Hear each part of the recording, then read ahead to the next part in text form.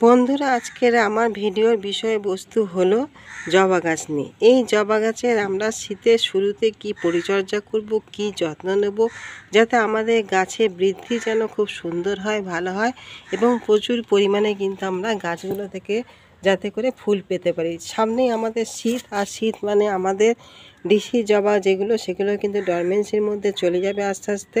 আর আমাদের এই যে হাইব্রিড যে জবা আছে, সেই হাইব্রিড জবাগুলো থেকে কিন্তু আমরা প্রচুর পরিমাণে কিন্তু ফুল পেতে পারবো। তার জন্যেই আমাদের কিন্তু এখন থেকে বিশেষ যত্ন, বিশেষ পরিচর্যা এবং বিশেষ খাবার যাতে দিতে হবে।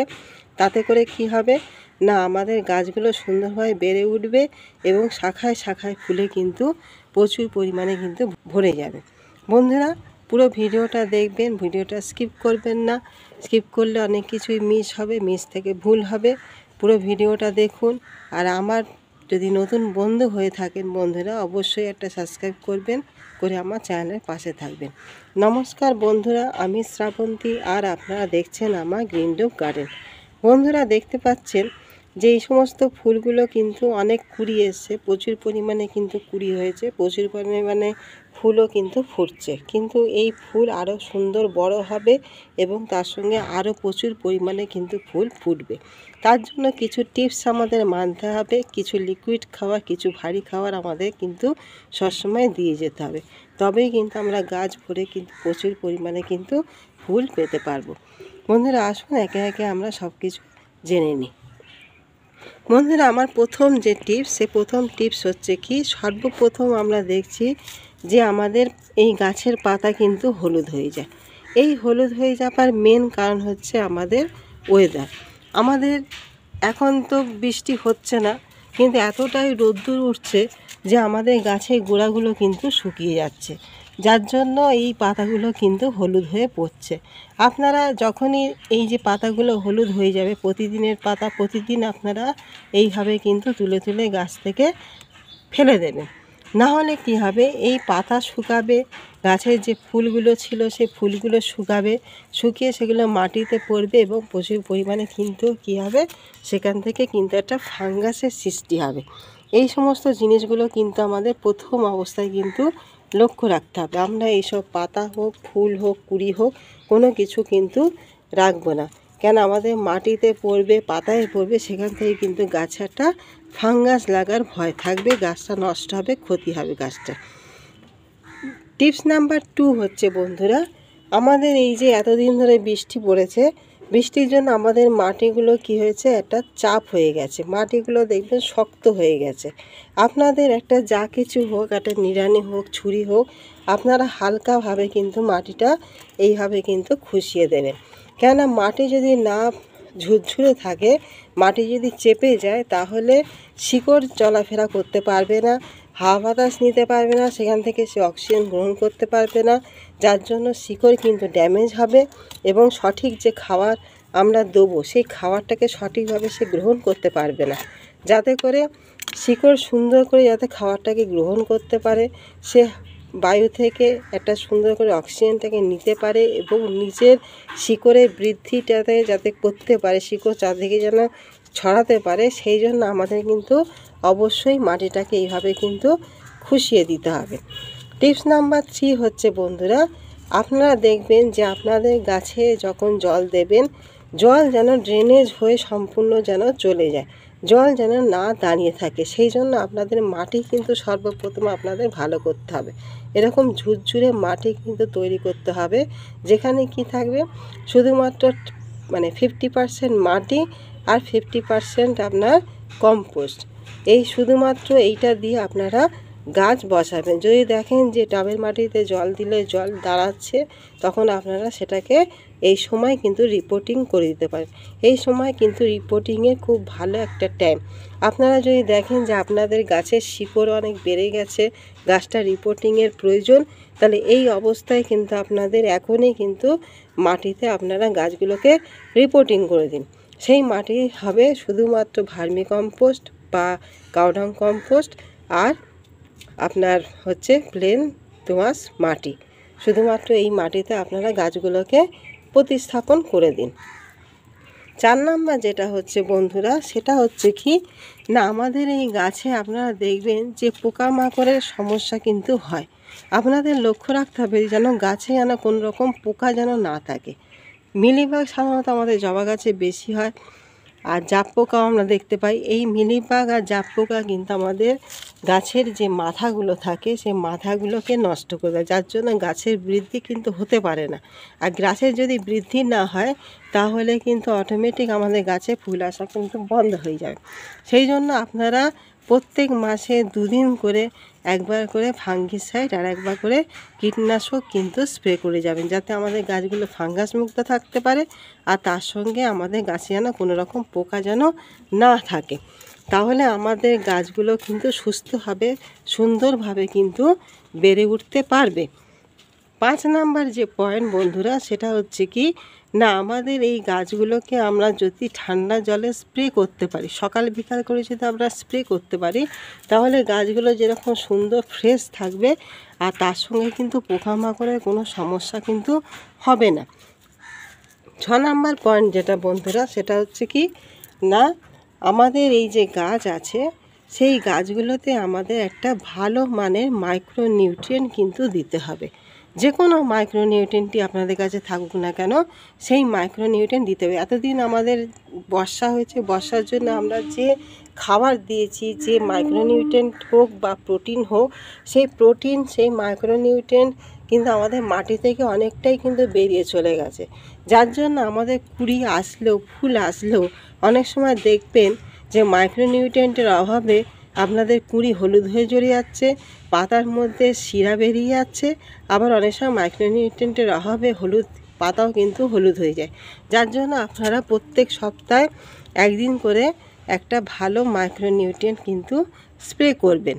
আর যদি হয় আপনারা মাইক্রোনিউট্রিয়েন্ট যদি না স্প্রে করতে চান, তাহলে আমাদের যে জিয়ার দানা থাকে, সেই সিউইড যে দানা, সেই দানা আপনারা এই টবের মাটিতে 1 চামচ পরিমাণে কিন্তু দিয়ে দেবেন মাসে একবার করে। আর যদি লিকুইড ফর্মে থাকে তাহলে আপনারা 1 লিটার জলে 1 লিটার জলে 1 মিলিলিটার নিয়ে আপনারা পুরো গাছটাকে স্প্রে করবেন। 7 নাম্বার পয়েন্ট যেটা হচ্ছে বন্ধুরা, আমাদের এখন একটা মিক্স যে জৈব খাবার, সেই মিক্স জৈব খাবার কিন্তু আমাদের গাছে কিন্তু দিতে হবে। আপনারা জানেন আমি একটা যে মিক্স জৈব খাবারের কথা বলি, সেই জৈব খাবারের মধ্যে সব কিছুই থাকে, সব রকম উপাদানই কিন্তু থাকে। সেই মিক্স জৈব খাবার আপনারা আপনাদের টব হিসাবে যদি 10 ইঞ্চি টব হয় তাহলে 1 থেকে 1.5 মুঠো আপনারা দিয়ে দেবেন। সেই মিক্স জৈব খাবারটা কিন্তু আপনারা দিয়ে ফেলবেন এই সময়ের মধ্যে, তাহলে এখন আমাদের আর বৃষ্টি হবে না। আমাদের সেই খাবারটা দিলে গাছ কিন্তু আস্তে আস্তে খাবারটাকে গ্রহণ করতে পারবে। আর সবথেকে ইম্পর্টেন্ট যে পয়েন্ট যেটার জন্য আমাদের বলা, যে আমাদের গাছে যে এই যে কুড়ি এসছে, পুরো ডগায় ডগায় যে কুড়ি ভর্তি হয়ে গেছে, এই কুড়ি পাওয়ার মেন যে রহস্য, সেই মেন রহস্যটা কি, সেইটা হচ্ছে একটা লিকুইড খাবার। যে লিকুইড খাবার আমি কিন্তু আপনাদের তৈরি করে দেখাবো। সেই লিকুইড খাবার যদি আপনারা সঠিকভাবে দিতে পারেন সপ্তাহে 1 দিন করে, তাহলে দেখবেন আপনাদের প্রত্যেকটা ডগায়, গাছের প্রতিটা ডগায় দেখবেন ফুলের কুঁড়িতে কিন্তু ভরে যাবে। তাহলে বন্ধুরা চলুন সেই লিকুইড খাবারটা তৈরি করা দেখে নিই। বন্ধুরা এখানে দেখতে পাচ্ছেন, এখানে আমি কলার খোসা, 4টে কলার খোসা আর তার সঙ্গে আমরা 4টে পেঁয়াজের খোসা 3 দিন ভিজিয়ে রেখেছিলাম। এখানে দেখতে পাচ্ছেন এরকম 4টে আমাদের গোটা যে পেঁয়াজ, সেই গোটা পেঁয়াজ 4টে, তার যা খোসা হবে উপরের যে খোসাটা, সেই 4টে পেঁয়াজের খোসা আর 4টে কলা। এই কলায় তো প্রচুর পরিমাণে পটাশিয়াম আছে, আর আমাদের এই পেঁয়াজের খোসাতেও পটাশিয়াম, তার সঙ্গে আপনাদের নানান রকম মাইক্রোনিউট্রিয়েন্ট কিন্তু প্রচুর পরিমাণে থাকে। আমাদের এই যে লিকুইড খাবারটা, এই লিকুইড খাবারটা আমরা 4 দিন, কম করে হলে 3 দিন আমরা কিন্তু এইভাবে ভিজিয়ে রাখব। তাতে কী হবে, এর ভেতরে যা উপাদান আছে সব কিন্তু আমাদের এই জলে কিন্তু ডাইলুট হয়ে যাবে। আপনারা এরকমভাবে 1 লিটার জল নেবেন। 1 লিটার জলে আমি 4টে কলা আর 4টে পেঁয়াজের খোসা এইভাবে কিন্তু ভিজিয়ে রেখেছি। কম করে আপনাদের 3 দিন কিন্তু ভিজিয়ে রাখতে হবে। এই 3 দিন ভিজিয়ে রাখার পরে আপনারা এটাকে ভালো করে নাড়িয়ে নেবেন। নিয়ে আপনারা এরকম অল্প জল নেবেন। আমি যেরকম 250 মতন জল নিয়েছি, যেহেতু আমাদের শীতের ভাব কিন্তু চলে আসছে, আমাদের বেশি কিন্তু জল মেশানোর দরকার পড়বে না।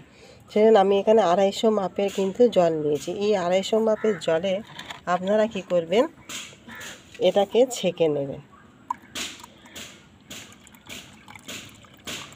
এটা আমার একটা 500 মাপের মগ, 250 মাপের কিন্তু জল নিয়েছি, আর বাকি 250 পরিমাণ কিন্তু আমি লিকুইড এই খাবারটা কিন্তু নিয়ে নিলাম। এটা নিয়ে নেওয়ার পরে আমরা এর সঙ্গে আরেকটি উপাদান কিন্তু মিশাবো। বন্ধুরা, এটা দেখতে পাচ্ছেন, এটা হচ্ছে আমাদের কফি পাউডার। এই কফি পাউডার কি করে, আমাদের মাটিটাকে অ্যাসিডিক করে তোলে। আর যে কোনো অ্যাসিডিক মাটি আমাদের কিন্তু জবা গাছ খুবই কিন্তু পছন্দ করে, এবং জবা গাছে অফুরন্ত কিন্তু ফুল আসে অ্যাসিডিক মাটিতে। আমাদের এই কফি পাউডার যেরকম আমাদের গাছের মানে ফুল আনতে প্রচুর পরিমাণে কিন্তু সাহায্য করে, সেই জন্য আমরা কি করব, এরকম 1 চামচ পরিমাণে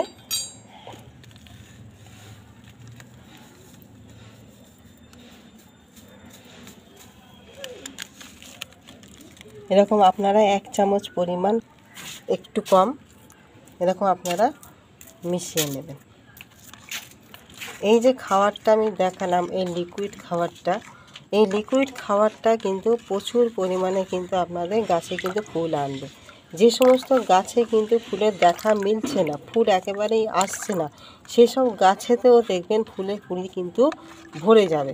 আপনারা এই লিকুইড খাবারটা তৈরি করে সপ্তাহে 1 দিন থেকে 2 দিন দিয়ে যান, দেখবেন প্রচুর পরিমাণে কিন্তু গাছের যেরকম বৃদ্ধি হবে, সেই মতন কিন্তু প্রচুর পরিমাণে কিন্তু ফুল আসবে। আপনারা এরকম নিয়ে নেবেন।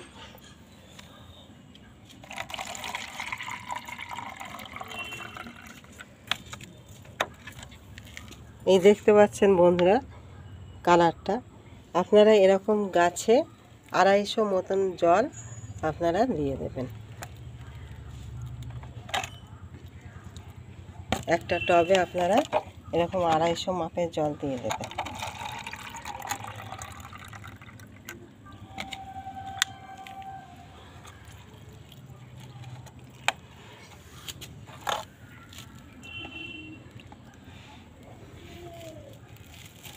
এই খাবারটা যদি আপনারা সপ্তাহে 1 বার করে দিতে পারেন, বা সপ্তাহে 2 দিন করে যদি দিতে পারেন, তাহলে দেখবেন প্রচুর পরিমাণে কিন্তু ফুলের কুঁড়িতে কিন্তু আপনাদের গাছ কিন্তু ভরে যাবে।